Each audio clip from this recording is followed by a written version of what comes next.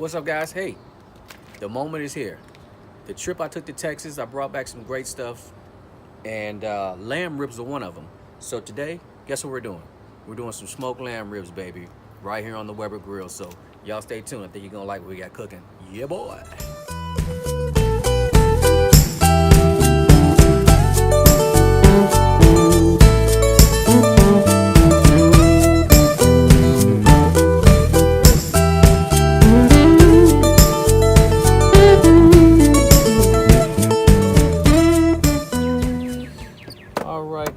Let me sharpen my knife up real good, because you're gonna need it for this. It's a lot of fat on these ribs, man.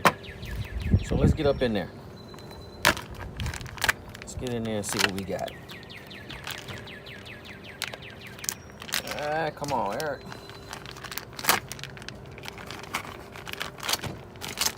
All right. Let's get rid of this trash. All right. If you look at it, you can see it kind of looks like a small spare rib. I mean, you've got about 1, 2, 3, 4, 5, 6, 7, 8, about 8 bones. But if you notice, there's a big fat cap on it, man, almost like a pork belly. So we got to do some good trim work on this, man, to get this fat cap off of here. Because trust me, if you don't, it will be a greasy mess in your mouth. So let's get to it. Let's just start cutting it off, man. Get off as much as we can. This one's still a little cold, which is what I like. It helps the fat come off better. And I don't know if you guys can hear my background music. Got a lot of birds chirping today. It's spring, man. Let me get my hands out the way so y'all can see. All right.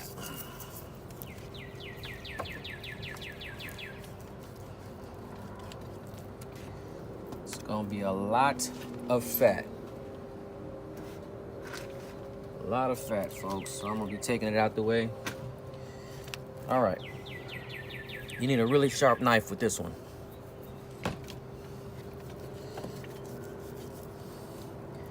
And just get in there. So let me finish cutting this up, and I'll be right back.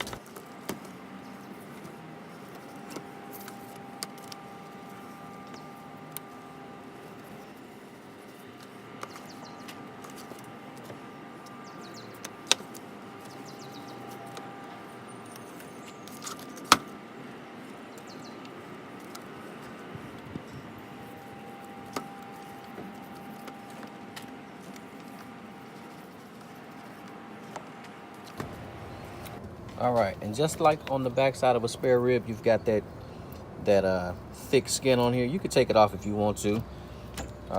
Sometimes I just go through it like this. I go through the meat portion like this, just to open it up a little bit, because I'm cooking these at such a high heat that this skin is gonna fall. It's gonna break down anyway. I'm not too much worried about it. Sometimes I don't even take it off spare ribs, man, or baby backs, that is, because I just feel like to me, it's a lot of fat that's under there. And it really helps to keep the meat juicy. So, all right, I've got it trimmed up as best I can. If you look, you can see there's a lot of intermuscular fat, kind of similar to like a beautiful prime brisket. But there's a lot of fat in here as well. So hopefully we can get all that rendered out. But that's all I'm doing for today. So what we're gonna do is we're gonna season it with 2 seasonings. I'm gonna use, of course, my seasoning, RGrill Party Dust. Great flavor. It's got a little vinegar powder in it. It's excellent stuff. But I'm also going to go and use a seasoning that I really like, a North African seasoning, harissa seasoning. If you can find this at maybe your farmer's market or a local specialty store in your area, really good stuff. So I'm going to use these together to season this meat. So let's get started. Let's rub it in. And I changed my mind. I am going to put a little bit of olive oil on here. Create almost like a paste on the back of this meat. And if you want, it'd probably be best to do this overnight. Let it soak in. But man, if you could smell this harissa powder, oh my God, dude. Incredible. And so same deal on this side. It's got a lot of fat, but I'm gonna leave with a little bit of olive oil. And I'm gonna hit it again with my seasoning. RGrill Party Dust, baby. Shop.therollandgrill.com. Get you some. new and improved. We just made a few modifications to it to get it to where I want it to be. So it's good stuff, man. Really good stuff. All-purpose seasoning. And we're gonna get in there. We're gonna get in there pretty good with it. All right, we ain't gonna kill it, and then again we're gonna come back and dust it with our harissa powder. My God, man, this harissa, like for real, like if you have never tried this, man, this is good stuff. And I'm gonna rub it in, man. I'm gonna kind of almost make like a paste with it. I really want to get it in them cell walls, man, of this meat.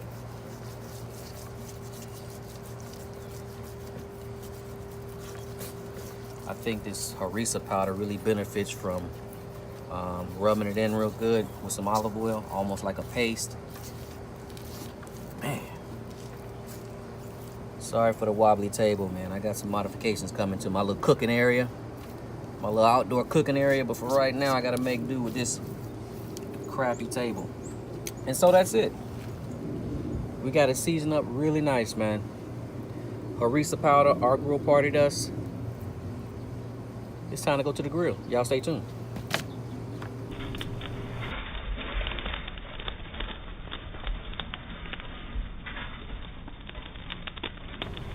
Okay, today we're cooking with a combination of Western oak and I don't know if you can see it, but this is Western peach. Really good. So,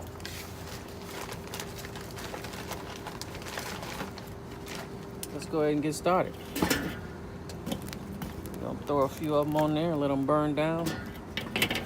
And we will get this train a moving. Y'all stay tuned. All right, I want to give you an idea of just how much fat came off of that one little lamb rib right there. Look at this. I mean, you talking heavy layers of fat. And these are domestic lambs raised right here in America, man. They eating good, man. I mean, because look at all that fat, man. So again, make sure you trim it off, because if not, you'll have one greasy mess on your hands with this lamb rib.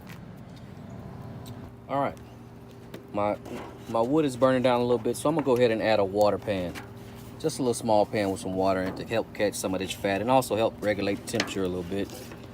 I want to cook probably about 350. I don't want to go too hot,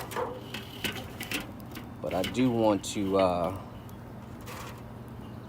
put some heat on this meat to help render down some of this fat. So let's go on. We're not worried about that. We're going on with the ribs, baby.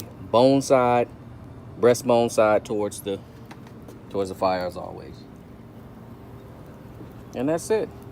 We're gonna let them sit on here for probably about an hour and a half. We'll come back and check on them periodically. Stay tuned. All right, guys, the meat is cooking. So I'm gonna make like a little sauce to go with it. Generally, I would probably not put a sauce on them. I probably would just eat them as they come off the grill. But I really like chimichurri. I don't have all the ingredients to make a real chimichurri, so I'm gonna give you a faux chimichurri that I've made in the past that is really delicious. So let's get to it. All right. So we've got a few things here, and I'll go in order. We've got some green onions chopped up real fine. But anyway, and add those in there. So the green onions are kind of like the star of the show in this one. This is always best if made like a day ahead of time. But let's go ahead and make one up. And so the green onions are next. I don't have any real fresh parsley, so I'm gonna use dried parsley. And I don't measure, man. I don't measure. That's probably like 2 tablespoons. Dried oregano. That's probably like 1.5 tablespoons. And I've got dried basil. I like dried basil in my chimichurris, man. Dried basil just adds a little bit of something, man, that I can't even explain. And that's probably like 1/2 tablespoon. Not much. All right. And then once we add that in there, we're gonna go in there with probably about, I'll say 3 tablespoons of olive oil. And we're gonna mix this all around. And again, this is in no special order. You could do it however you wanna do it. After that, sambal chili paste. Y'all know I love this stuff, man.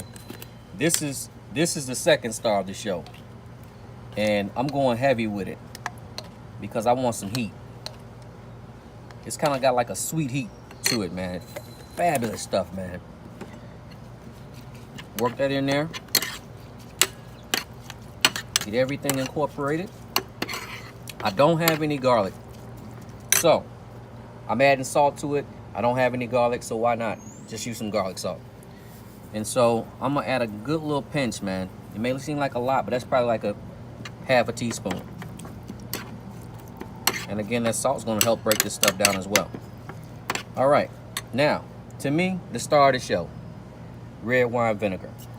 To me, this is what's gonna break everything down and really give you that great chimichurri flavor. And I'm taking the top off because I'm pouring it in. I don't know how much I'm pouring in. I know it when I taste it. Damn, I made a mess. I like a chimichurri that's vinegar forward. If you like less vinegar, then of course use less vinegar. But I want one that's vinegar forward. And I also want enough vinegar in here to break down these fresh green onions and to also break down the dried herbs that we added as well. And so that's pretty much it. You can taste at this point. I always like to taste just to see if I need something. I honestly don't think it needs anything but maybe a little bit more garlic salt. Work it in there and put it to the side. And this is what's gonna look like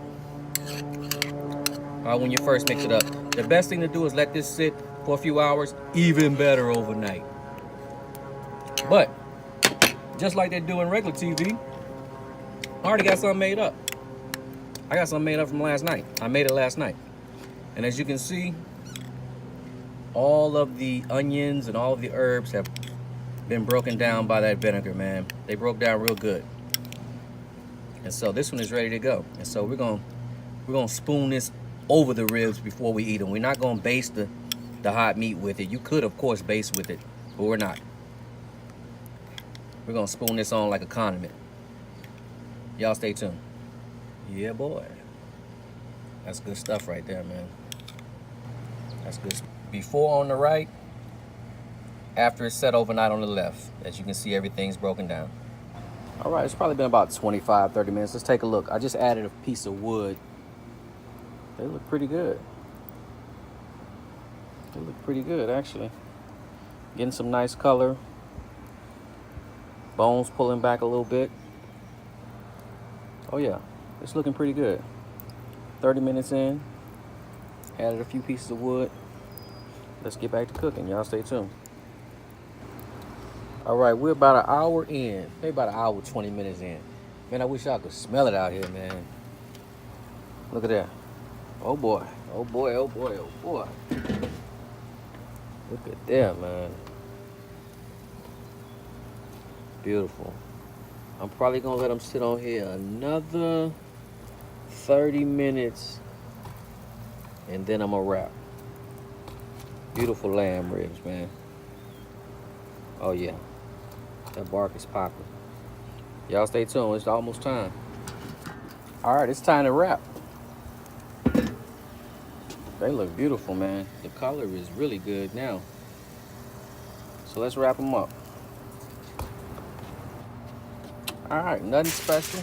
We're not adding any liquid to it. Again, there's plenty of fat in this meat. No need to add any liquid. We're just gonna wrap them up.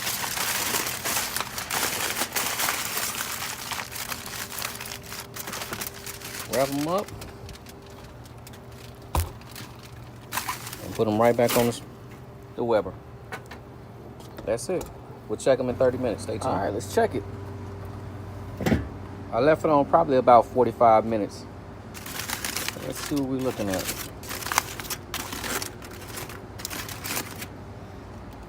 Oh yeah, it's good and tender. Oh yeah, look at that.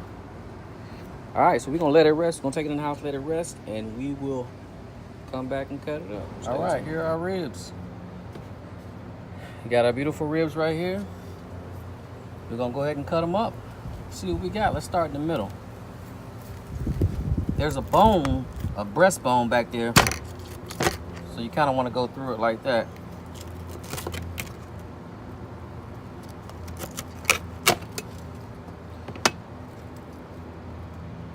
at that. Beautiful smoke ring. As you can see, it's got a nice fat layer of fat in there. Beautiful color. Same with this one. Fatty in the middle. Beautiful color. So, I'm gonna go ahead and cut the rest of them up. We'll give them a taste. Y'all stay tuned. All right. There go our beautiful ribs, man. They are beautiful. So let's go ahead and take our little makeshift chimichurri with green onions, dry parsley, dried oregano. And let's just go down the middle, man. Let's just go down the middle. That's it. That's all you need.